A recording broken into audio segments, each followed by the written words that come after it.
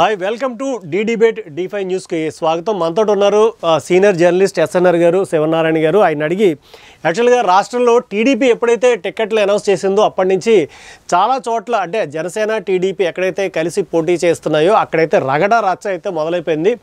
దానికి సంబంధించి సుమారుగా జగ్గంపేట, రామచంద్రపురం, కాకినాడ రూరల్, పిఠాపురం ఈ చోట్ల ప్రధానంగా చాలా రకాలైనటువంటి అలకలు, సర్దుబాట్లు, బొజ్జగింపులు చాలా రకాలైతే జరుగుతున్నాయి. దీనికి సంబంధించినటువంటి చాలా వివరాలు ఒకసారి ఆయన అడిగి తెలుసుకుందాం. సో ఇక నుంచి మనకి డి డిబేట్ అనేటటువంటి దాంట్లో ఈ పొలిటికల్కి సంబంధించినటువంటి చాలా వరకు అనాలిసిస్ అయితే చేయబోతున్నాము. సో దీన్ని అయితే మీరు ఫాలో అవుతూ ఉండండి. సార్ నమస్తే సార్. నమస్తే అండి sir, welcome to the debate sir. Thank you sir. Sir, ఇప్పుడు యాక్చువల్గా చూసుకుంటే అటు జగ్గంపేట కానీ, పిఠాపురం కానీ, రామచంద్రపురంలో కానీ అంటే వైఎస్ఆర్సీపీకి అయితే పెద్దగా ప్రాబ్లం ఉండట్లేదు. ఎందుకంటే వాళ్ళకి ఏదైతే అనౌన్స్ చేశారో సో వాళ్ళు సర్దుబాటు ఏదైతే అధిష్టానం ఉందో ఆ ఒక్కదాని దగ్గర ఆగుతున్నారు. బట్ ఇక్కడ టీడీపీ దగ్గరకు వచ్చేటప్పటికి ఆ ఉన్న సీట్లు అటు జనసేనకి సర్దుబాటు చేయాలి, ఇటు బీజేపీకి సర్దుబాటు చేయాలి, అలాగే తన సొంత పార్టీలో ఆల్రెడీ ఉన్నటువంటి వాళ్ళకి సర్దుబాటు చేయాల్సి వస్తుంది. దీనిలో రకరకాలైనటువంటివి అయితే కనబడుతున్నాయి. ముందుగా అసలు జగ్గంపేట తీసుకుందాము. అక్కడ పాటం సూర్యచంద్ర వర్సెస్ జ్యోతుల్ నెహ్రూ ఇష్యూ అయితే రన్ అవుతుంది. అసలు ఏంటి సార్ ఇష్యూ, కారణం ఏంటి? అంటే సామాజిక సమీకరణాల లోపమా, సమన్వయ లోపమా, అసలు ఏం జరుగుతుంది సార్ అక్కడ? థ్యాంక్ యూ సూర్య గారు, మీరు మీ డిబేట్కి మమ్మల్ని ఆహ్వానించినందుకు. అయితే ఈ 94 సీట్లు అనౌన్స్ చేసిన కాడి నుంచి రగడ జరుగుతుందన్నమాట వాస్తవమే. అంటే మనం అక్కడ వరకు కూడా తెలుగుదేశం పార్టీ జనసేన మధ్య పొత్తు వరకే చూస్తున్నాం. సో మరి ఏంటి ఏ క్షణాన్నైనా సరే మరలా బీజేపీ కూడా ఇందులోకి ప్రవేశించే అవకాశం ఉంది. మరలా బీజేపీ వాళ్ళకు కూడా సీట్లు కేటాయించాలి. అంటే ఇప్పటి వరకు కూడా జనసేన టీడీపీ వాళ్ళ మధ్య గొడవ జరుగుతుంది అనుకుంటే మరలా ఈ ఇద్దరికి అనుకూలంగా కొన్ని చోట్ల కంపల్సరీ బీజేపీ కేటాయించాలి. సో మరలా అక్కడ రగడ స్టార్ట్ అవుద్ది. ఇక మీరు అడిగిన దాని ప్రకారం ఒక జగ్గంపేట విషయానికి వస్తే, జగ్గంపేటలో ఎప్పటి నుంచో కూడా అక్కడ సీనియర్ మోస్ట్ నాయకుడు జ్యోతుల్ నెహ్రూ గారు. జ్యోతుల్ నెహ్రూ గారికి రాజకీయ అనుభవం ఉంది. అదేవిధంగా నారా చంద్రబాబు నాయుడు గారికి బాగా నమ్మకస్తుడు. అదేవిధంగా ఇక్కడ పాటం సూర్యచంద్ర విషయానికి వచ్చినట్టయితే అతను కూడా ఎన్నాళ్ళ నుంచో అంటే గత 5 సంవత్సరాల నుంచి కూడా పార్టీని నమ్ముకుని ఉన్నాడు. పార్టీకి సంబంధించి పార్టీ అధినాయకుడు ఇచ్చిన పిలుపు మేరకు ఎన్నో ఉద్యమాలు కూడా చేపట్టడం జరిగింది. దాంతో అంటే జనరల్గా ఏంటంటే ఎన్నికలు అంటే ఆశావాహాలు ఉండడం ఎక్కువ అన్న సంగతి మీకు తెలుసు. కానీ ఇక్కడ మనం క్షుణ్ణంగా పరిశీలించాలి. ఏంటంటే జ్యోతుల్ నెహ్రూ ఆయన సీనియర్ నాయకుడు కాబట్టి ఆయనకి ఉన్న ఆ సీనియారిటీని దృష్టి పెట్టుకున్నప్పుడు అటు పవన్ కళ్యాణ్ గారు అదేవిధంగా నారా చంద్రబాబు నాయుడు గారు సీట్ అలాట్ చేయడం జరిగింది. ఇటువంటి పరిస్థితుల్లో అంటే ఈ ఆమరణ నిరాహార దీక్షలకి అదేవిధంగా నేను ఇండిపెండెంట్గా పోటీ చేస్తానని చెప్పడం కన్నా పాటం సూర్యచంద్ర గారు ఈ జ్యోతుల్ నెహ్రూ కానీ జ్యోతుల్ నెహ్రూ గారికి మద్దతు ఇచ్చి ఆయన్ని గెలిపించే ప్రయత్నం చేసినట్టయితే ఇది ఏంటంటే రాజకీయం అన్న రోజును ఒక రోజు ఎదుగుదల, ఒక రోజు వెనకడుగు వెలిసి ఉంటుంది. ఈరోజు జ్యోతుల్ నెహ్రూ గారు కానీ ఆయన మద్దతు ఇచ్చినట్టయితే రేపొద్దున అన్న రోజు ఆయనకి రాజకీయ భవిష్యత్తు ఉండే అవకాశం ఉంది. అవును, ఎందుకంటే అతను ఇంకా కుర్రాడు, అంటే రాజకీయ భవిష్యత్తు ఉంది, ఇంకా ఉంది, సీనియర్ల యొక్క అడుగుజాడల్లో వెళ్ళొచ్చు. కదా అతను చేసిన వ్యాఖ్యలు చూసుకుంటే అంటే నేను మద్దతు ఇవ్వట్లేదని చెప్పట్లేదు, నేను మద్దతు ఇస్తానండి, రబ్బర్ చెప్పులు వేసుకున్నటువంటి వాడు అసెంబ్లీలోకి వెళ్ళకూడదా అంటూనే మళ్ళీ నేను ఆమరణ నిరాహార దీక్ష చేస్తానంటున్నాడు. అంటే ఈ వ్యాఖ్యలు మనం ఏ రకంగా తీసుకోవాలి? అంటే అతను మద్దతు ఇస్తున్నట్ట ఇవ్వనట్ట?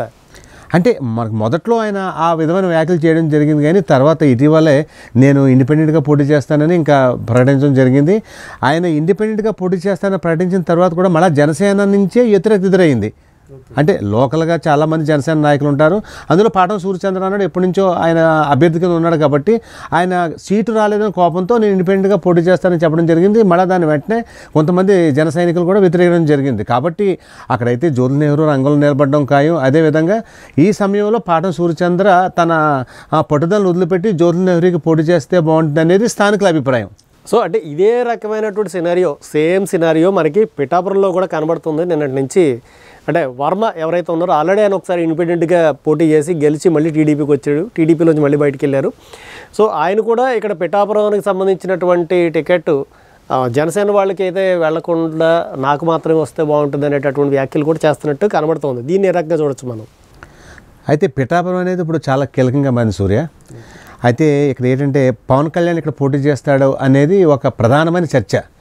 ఒకవేళ నిజంగా కూడా పవన్ కళ్యాణే పోటీ చేసినట్లయితే అది ఒక సునామీ, నో డౌట్. ఏం చేతంటే ఆ సునామీలో ఎవరు నిలబడతారు, ఎవరు కొట్టుకుపోతారు అనేది మనం ఏం చేయలేం. కానీ ఒకటి ఇక్కడ పవన్ కళ్యాణ్ కాకుండా అక్కడ ఒకవేళ గతంలో అన్నట్టుగానే ఈ తంగిళ్ళ ఉదయ శ్రీనివాస్ కానీ నిలబడినట్టయితే మాత్రం అక్కడ ఈ ఎవరైతే ఉన్నారో వర్మే కరెక్ట్ క్యాండిడేట్. ఏం చేతంటే వర్మ కానీ ఇప్పుడు పవన్ కళ్యాణ్ కానీ నిలబడినట్టయితే వర్మ తప్పుకోకపోతే అది చారిత్రాత్మక తప్పిదం అవుతుంది, నో డౌట్. ఏం చేతంటే ఈ పవన్ కళ్యాణ్ని పోటీ చేసినప్పుడు పవన్ కళ్యాణ్ని ముందుండి నడిపించి పవన్ కళ్యాణ్ కానీ అక్కడ విజయం సాధించేలా కానీ వర్మ చేసినట్లయితే వర్మకి డెఫినెట్గా రాజకీయ భవిష్యత్తు ఉంటుంది అనేది నా భావన.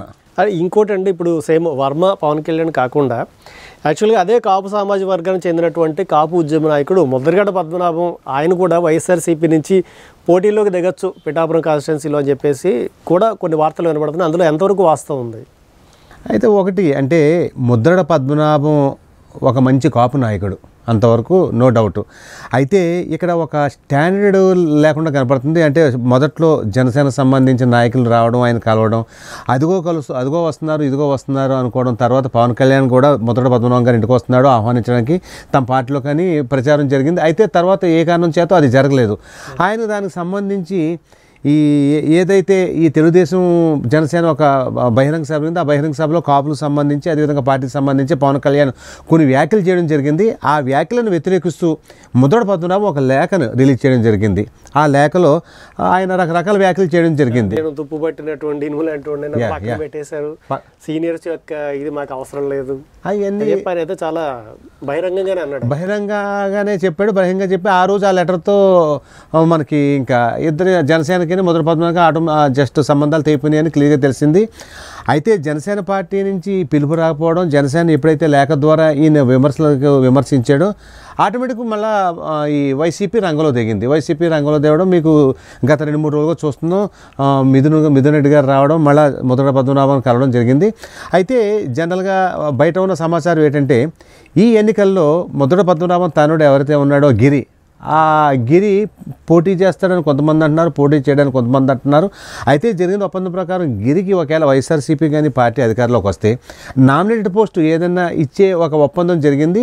అందుకు తగ్గట్టుగా ముద్రగడ పద్మనాభం ఈ ఏదైతే ఉన్నాయో కాపు నియోజకవర్గాలు అన్నిటిలోనూ కూడా ప్రచారం చేస్తారనేది ఒకటి జరుగుతుంది. అంటే అది కూడా దానికి సంబంధించి కూడా మనకి 2-3 రోజులు దాని మీద స్పష్టత వచ్చే అవకాశం ఉంది సూర్య. సో అంటే అటు ముద్రగడ పద్మనాభం గారు కానీ హరిరామ జోగయ్య గారు కానీ వీళ్ళందరూ కూడా చేస్తున్నట్టు మనకైతే చూసాము.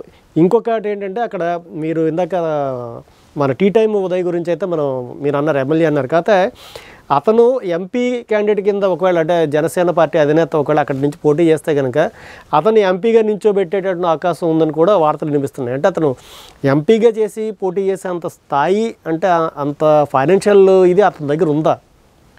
అయితే అంటే ఫైనాన్షియల్ పరిస్థితులు ఎందుకు ఈ క్వశ్చన్ అడుగుతున్నానంటే యాక్చువల్ జనసేన అధినేత మా దగ్గర డబ్బులు లేవు, సో పార్టీని ముందు నడిపించడానికి నా 3 ఆస్తులు అమ్ముకోవాల్సి వచ్చింది అంటున్నారు. ప్లస్ ఈయన మరి ఎందుకంటే పార్టీ అధినేత పరిస్థితి అలా ఉంటే ఎంపీగా పోటీ చేసినటువంటి క్యాండిడేట్ అయినటువంటి ఈయనకి అంత ఆర్థిక స్తోమత ఉందా? అతను నిలబడగలుగుతాడా ఎంపీ పోటీలో? సూర్య అంటే ఇక్కడ ఒక విషయం ప్రధానంగా చర్చించాలి. అంటే వాస్తవానికి పిఠాపురం కాన్స్టిట్యున్సీలో పవన్ కళ్యాణ్ గెలుపు కూడా అంత ఈజీ కాదు. ఏం చేతంటే అక్కడ పవన్ కళ్యాణ్ పోటీగా ముద్రగడ పద్మనాభం నిలబడే అవకాశం లేదు. కానీ వంగా గీత ఆయనకు సరైన పోటీ. ఏం చేతంటే వంగా గీత సామాన్యమైన నాయకురాలు కాదు. ఆవిడ ఏం చేతంటే ఎన్నో అభివృద్ధి కార్యక్రమాలు చేసింది. అదేవిధంగా తనకంటూ ఒక ఇమేజ్ ఏర్పాటు చేసుకుంది.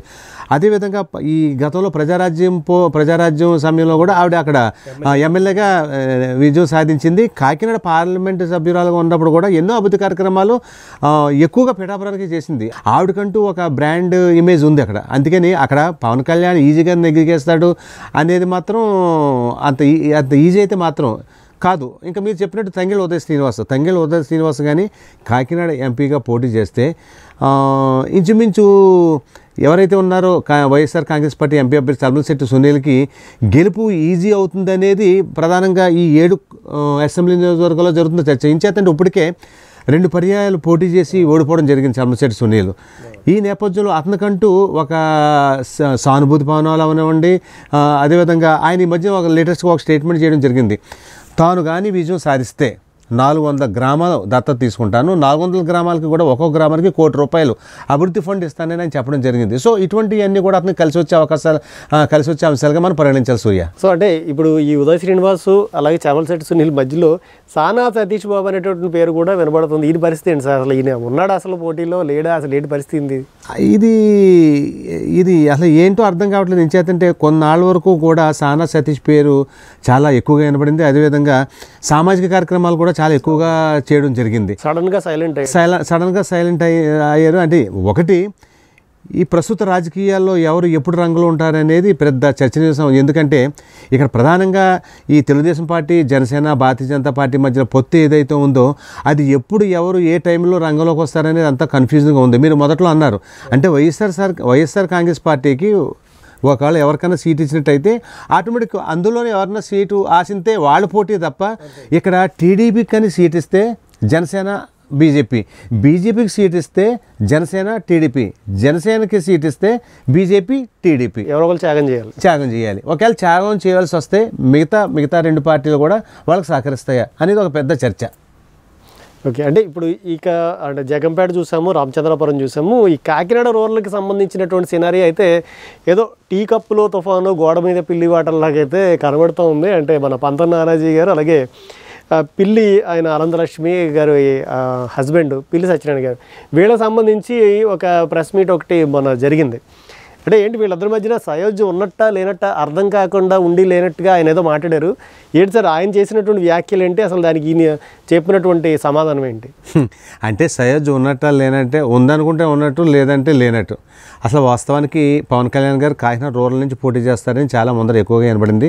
ఏం చేతంటే ఆయన కాకినాడ రూరల్ నుంచి పోటీ చేసినట్లయితే ఎప్పటి నుంచో ఆయనకి ఇక్కడ స్థానిక శాసనసభ్యులు ద్వారపూడి చంద్రశేఖర్ గారికి కూడా ఈ పోటాపోటీగా కామెంట్లు చేసుకోవడం అది జరుగుతుంది. ఆ నేపథ్యంలో కాకినాడ రూరల్ నుంచి పోటీ చేసినట్లయితే దాని ఎఫెక్ట్ సిటీ మీద కూడా పడుతుంది. అటు కాకినాడ రూరల్లో ఇటు కాకినాడ సిటీ కూడా మనం విజయం సాధించవచ్చు అని రకరకాల ఊహాగానాలు నిలబడ్డాయి. కానీ అనూహ్యంగా ఇక్కడ పంతం నానాజీ గారికి సీట్ ఇవ్వడం జరిగింది. పంతం నానాజీ గారికి సీట్ ఇచ్చిన తర్వాత జనరల్గా కూడా అప్పటి వరకు కూడా సీటు వస్తుందని ఆశించిన పిల్లి సత్యనారాయణ, అనంతలక్ష్మి దంపతులు ఒక ఇంత నిరుత్సాహపడిన మాట వాస్తవమే. అదేవిధంగా వాళ్ళు ఎవరైతే ఉన్నారో ఆ పార్టీ నమ్ముకున్న ఉన్న కార్యకర్తలు, నాయకులకి ఎట్టి పరిస్థితుల్లోనూ కూడా జనసేనకు మనం చేయవలసిన పని లేదు అని ఊహాగానాలు కూడా వినపడ్డాయి. ఈ నేపథ్యంలో పార్టీ అధిష్టానం జనరల్గానే యాక్షన్ తీసుకుంటే రంగంలో దిగి వీళ్ళందరినీ కూడా కలిపే ప్రయత్నం చేసింది. అందులో భాగంగానే ఇటీవల వీళ్ళిద్దరూ కూడా కలిసి ప్రెస్ మీట్ పెట్టారు. ఆ ప్రెస్ మీట్లో పిల్లి సత్యబాబు గారేమో ఎట్టి పరిస్థితుల్లోనూ కూడా మా క్యాడరు నేను అందరం కూడా పంతం నానాజీ గారికి చేస్తామనేమో వాళ్ళు చెప్పడం జరిగింది. పంతం నానాజీ గారు అయితే ఏకంగా నేను శాసనసభ్యుడిగా ఉండే 5 సంవత్సరాల కాలంలోనూ కూడా ఆయన ముందే డిక్లేర్ చేసి నేను శాసనసభ్యుడిగా ఉండే 5 సంవత్సరాల్లో కూడా పిల్లి సత్యబాబు గారు ఎలా చెప్తే అలా నడుచుకుంటాను, ఆయన కార్యకర్తల్ని ఆయన నమ్ముకున్న వాళ్ళకి కూడా నేను న్యాయం చేస్తానని చెప్పడం జరిగింది. అంటే రాజకీయాల్లో ఇవన్నీ కూడా సహజం. అంటే శాసనసభ్యుడిగా అంటే గెలిచిన తర్వాతనండి, లేకపోతే నేను ఆల్రెడీ లేకపోతే పోటీలో ఉండి ఒకళ్ళు ఓడిపోయినా కూడా ఈ ఎమ్మెల్యే సీటు ఉన్నంత వరకు అనా, లేకపోతే అదేంటి అసలు దాన్ని ఎలా తీసుకోవాలి? అంటే ఆయన చెప్పిన దాని ప్రకారం కూడా అంటే ఆయన ఇప్పుడు జనరల్గా పోటీ చేసే వాళ్ళకి తాను విజయం నేను ఎందుకు అడుగుతున్నానంటే ఆల్రెడీ ఇక్కడ వైఎస్ఆర్సీపీకి సంబంధించి అక్కడి నుంచి పోటీలో ఉన్నది కన్నబాబు. ఆల్రెడీ ఆయన సిట్టింగ్ ఎమ్మెల్యే 2-3 సార్లు పీఆర్పీ టైంలో కూడా ఆయన అక్కడి నుంచి విన్ అయ్యారు. సో వీళ్ళు యాక్చువల్గా ఓడిపోయి ఉన్నారు 2019 ఎలక్షన్లో కూడా. అంటే ఏ ధైర్యంతో ఈయన మాట్లాడినారో అసలు దాన్ని ఈయన ఎలాగా దాన్ని ఇచ్చేస్తున్నాడు, ఇంటర్ప్రెట్ చేస్తున్నాడు? రాజకీయాల్లో పోటీ చేసిన ప్రతి వ్యక్తి కూడా పోడిపోతాన రంగంలో దేడు తాను నెగ్గుతాననే అభిప్రాయంతో ఉంటాడు. ఆ నేపథ్యంలోనే డెఫినెట్గా తన గెలుపు చాలా సునాయాసమైన ఉద్దేశంతో పంతం నానాజీ గారు ఆ విధంగా చెప్పండొచ్చు. అయితే ఒకటి ఇక్కడ మనం ప్రధానంగా చర్చించుకోవాల్సిన విషయం ఏంటంటే అంటే పార్టీ అధిష్టానం జోక్యం చేసుకుని వీళ్ళిద్దరి మధ్య సయోధ్య కుదిర్చే ప్రయత్నం చేసినా వీళ్ళు ఎంతవరకు కలిసి ఉంటారు అంటే మేము కష్టపడి పనిచేస్తాం, ఆయన గెలుపు కోసం మేము కృషి చేస్తాం అని తర్వాత దీన్ని ఈ కాకినాడ రూరల్ సీట్ని చంద్రబాబు నాయుడు గారికి బహుమతిగా ఇస్తానేమో పిల్లి సత్యనారాయణ గారు అంటున్నారు. నేను గెలిచి ఈ సీట్ని పవన్ కళ్యాణ్ గారికి బహుమతిగా ఇస్తానని మన పంతం నానాజీ గారు అంటున్నారు. ఏదైనప్పటికీ కూడా అంటే వీళ్ళ మధ్య కుదిరిన సయోధ్య అంటే ఎంతవరకు ఫలిస్తుంది, బయటగా కనపడుతుందా లేదా అనేది సమాధానం దొరకని ప్రశ్నగానే మనం భావించాలి. సూర్య మేడిపండు లాంటిది అని అయితే మనం అనుకోవచ్చు. సార్ ఇప్పుడు ఈ పిఠాపురంలో ఉన్నటువంటి ఇలాంటి గొడవ సిచ్యువేషన్ అంటే ఎంత ఉధృత స్థాయిలో కాకపోయినా ఇంచుమించు ఇదే ఉధృతంగా రామచంద్రపురం కాన్స్టిట్యున్సీలకు కూడా కనబడుతుంది. అక్కడ ఉన్నటువంటి వాసంశెట్టి సుభాష్ వర్సెస్ ఇంకా మిగతా అదర్స్ ఎవరైతే ఉన్నారో వీళ్ళందరూ కూడా కనబడుతున్నారు. అసలు అక్కడ జరుగుతున్నటువంటి గొడవకి మూల కారణం ఏమై ఉంటుంది సార్? ఇప్పుడు ఏదైతే ఉందో ఈ పొత్తులో భాగంగా సీటు ఏంటంటే అక్కడ రకరకాల ఈ డిస్ప్యూట్స్ ఉన్నాయి. అది రామచంద్రపురం కూడా ఇంచుమించి అదే. అయితే ఏంటంటే అక్కడ అంతవరకు కూడా రెడ్డి సుబ్రహ్మణ్యానికి తెలుగుదేశం పార్టీ ఇన్ఛార్జ్ కింద ఉండేవారు.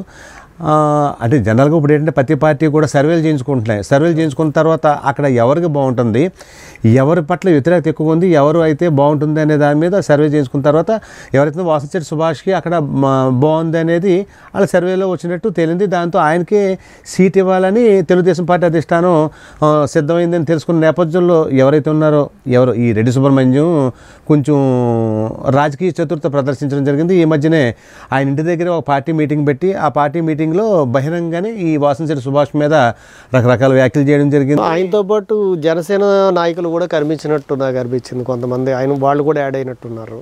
అంటే ఇక్కడ ఏంటంటే రాజకీయంలో తమ కాకపోతే పైడు కూడా రాకూడదు.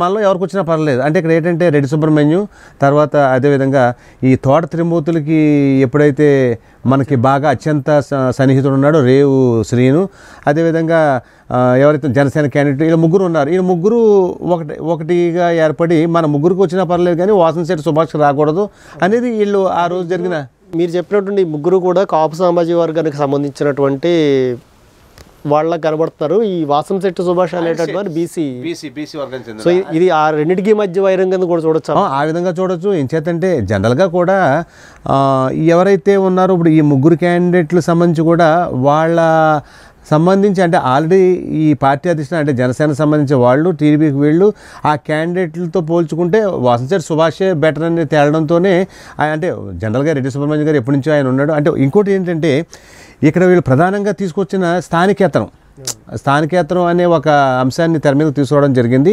అంటే వాసంశెట్టి సుభాష్ స్థానికేతరుడు అయినప్పుడు మన రెడ్డి సుబ్రహ్మణ్యం గారు కొత్తపేట, అదేవిధంగా ఇప్పుడు రేవ్ సీన్ గారు అన్న ఆయన ఎవరైతే మన మండపేట ఇన్ఛార్జ్ వైఎస్ఆర్సీపీ ఇన్ఛార్జ్ ఈ తోట త్రిమూర్తులు గారు ఉన్నారో ఆయనకి రైట్ హ్యాండ్ అంటే అనుంగా అనుచరుడు. అంటే అక్కడ ఆయన వైసీపీలో ఉన్నాడు, ఇక్కడ మీ తెలుగుదేశం పార్టీ సీట్ అడుగుతున్నాడు. అయితే ఇది ఎంతవరకు సమర్థనీయం? ఆ నేపథ్యంలో కూడా తెలుగుదేశం పార్టీ జనరల్గా వాళ్ళ వైపు కూడా కాకుండా ఇక్కడ మన ఈ వాసంశెట్టి సుభాష్ వైపు ఒకడానికి అవకాశం ఉంది. ఆ నేపథ్యంలోనే వాళ్ళు రేపో మాపో ఆ సీట్ కూడా అనౌన్స్ చేసినా ఆశ్చర్యపోకలేదు. సో అయితే మొత్తం జగ్గంపేట, రామచంద్రపురం, కాకినాడ రోడ్లు, పిఠాపురం, సో వీటికి సంబంధించినటువంటి సమగ్రంగా అయితే మనము ఒక అవగాహనకి అయితే వచ్చాము. అంటే దినదినగండం 5 ఏళ్ల ఆయుష్గా మారబోతున్నటువంటి 2024 ఎన్నికలకు సంబంధించి అంటే ఈ 4 ఏరియాలు ఏవైతే ఉన్నాయో వాటికి సంబంధించి టీడీపీ మరియు జనసేన అభ్యర్థులు ఎవరైతే ఉన్నారో వాళ్ళ మధ్యన ఉన్నటువంటి రగడ. సో మరోసారి మరొక అంశంతో డిబేట్లో కలుద్దాం. This is Surya signing off.